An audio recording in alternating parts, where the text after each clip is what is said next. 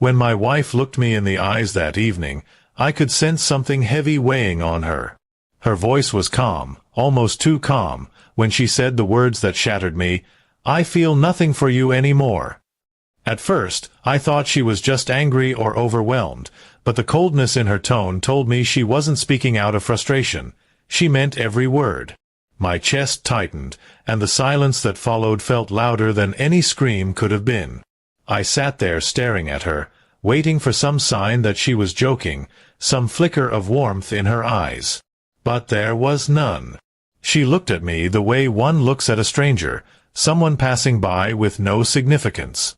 All the years we had spent together, the memories, the laughter, the hardships we had overcome, it felt like they had evaporated in a single breath. I wanted to ask why, to fight for us, but my throat closed up. That night, I walked into our bedroom with my heart heavier than ever. I saw the photos of us on the wall, our wedding picture smiling down at me, mocking me almost. I touched my suitcase and hesitated.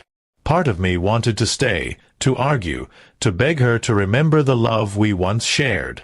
But another part whispered that dignity mattered too, that maybe the worst thing I could do was to hold on when she had already let go. Slowly, I began folding my clothes, each shirt carrying a memory.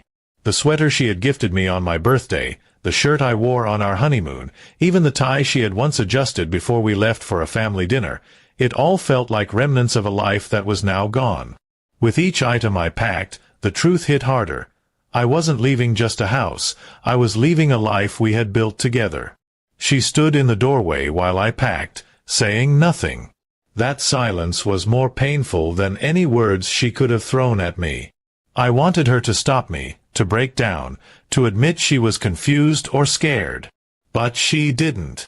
She just watched as if I were some guest who had overstayed his welcome. The distance between us had never been greater, and yet she stood only a few feet away. When I zipped up the suitcase, it felt like closing the last chapter of a book I wasn't ready to finish. I carried the bag out to the living room and placed it by the door. My hands shook, my breath uneven, but I didn't cry. I was too numb to. She finally spoke then, but her words cut deeper than silence.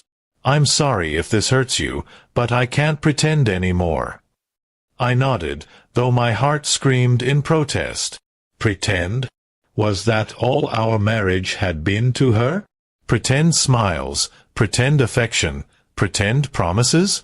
I wanted to yell, to demand answers, to make her feel even a fraction of the pain she had poured into me. But instead, I simply said, "I hope you find what you're looking for." My voice trembled, but I meant it. I couldn't curse her. Love, even when dying, doesn't let go that easily. As I opened the door, the cool night air hit me like a reminder that the world outside still moved on, indifferent to my heartbreak. The stars were out, the street was quiet, and yet my soul was chaos. I stepped outside with my bag, not knowing where I would go or what my life would look like tomorrow. All I knew was that it wouldn't include her anymore.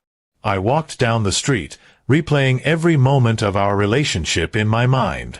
The first time we met, her laughter, the way she once held my hand so tightly, the nights we stayed up talking until sunrise, all of it now reduced to fragments of a dream I couldn't hold on to.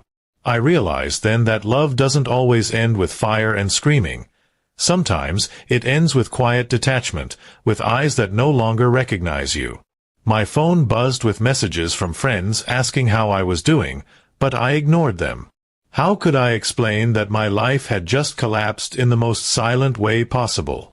That the woman I had loved, trusted, and built my world around had simply decided she felt nothing anymore?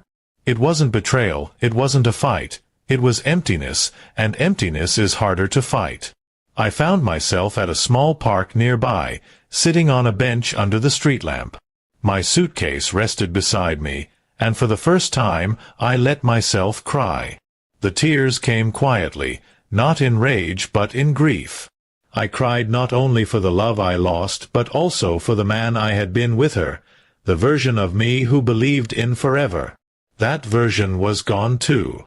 By the time the sun began to rise, I felt a strange calmness. The pain was still there, but there was also a sense of release. She had freed herself, and in a way, she had freed me too. It didn't feel like it yet, but I knew someday I would rebuild myself. Someday, I would love again, maybe even better. When I finally stood up and picked up my bag, I looked back at the street I had walked down hours ago.